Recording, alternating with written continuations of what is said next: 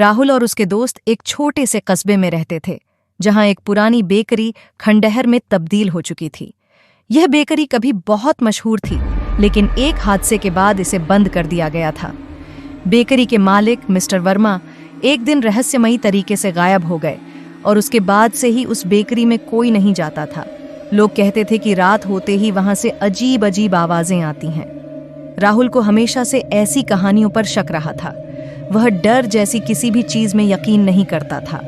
एक रात अपने दोस्तों के साथ उसने तय किया कि वे बेकरी के अंदर जाकर देखेंगे कि आखिर लोग क्यों डरते हैं। अंधेरी रात थी और चारों दोस्त टॉर्च लिए उस बेकरी के पास पहुंचे। बेकरी का गेट जंग खा चुका था और दरवाजा खुलते ही एक अजीब सी ठंडी हवा का झोंका आया। अंदर हर चीज जर्जर हो चुकी थी। दीवारें काली पड़ चुकी थीं, फर्श पर धूल की मोटी परत थी और मकड़ियों के जाले हर कोने में लटक रहे थे। राहुल हंसते हुए बोला, यहां तो कुछ भी नहीं है, सब फालतू की बातें हैं। लेकिन तभी उन्हें एक धीमी रहस्यमयी आवाज सुनाई दी, मानो कोई कांच के टुकड़े पर चल रहा हो। सभी ने एक दूसरे की ओर देखा, लेकिन कोई कुछ नहीं बोला। अचानक बेकरी की रसोई से एक तेज चीख सुनाई दी।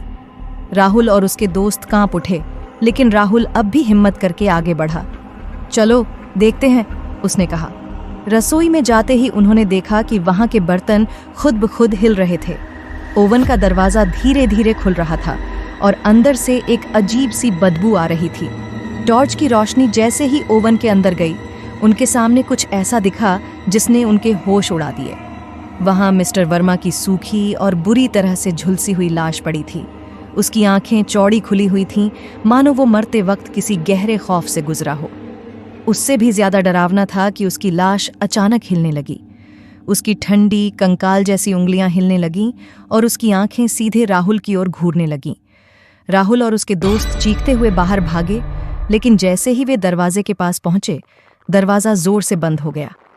बेकरी के अंदर हर जगह से भूतियां आवाजें आने लगीं।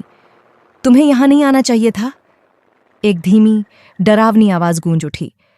राहुल ने चारों ओर देखा, लेकिन वहां कोई नहीं था। अचानक फर्श के नीचे से हाथ निकले और राहुल की टांगों को पकड़ लिया। वह छूटने की कोशिश करने लगा, लेकिन हाथों की ताकत बहुत ज्यादा थी। धीरे धीरे उसे नीचे की ओर खींचा जाने लगा।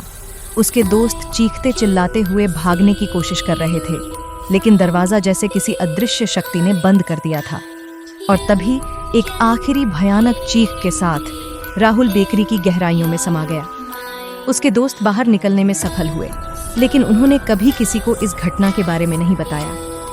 उस दिन के बाद कस्बे में किसी ने भी पुरानी बेकरी का रुख नहीं किया। लोग अब मान चुके थे कि वहां कुछ बहुत बुरा और खतरनाक छिपा हुआ था, और जब भी कोई बेकरी के पास से गुजरता, उसे लगता कि अंदर से कोई खौफनाक आवाज उसे पुकार रही है।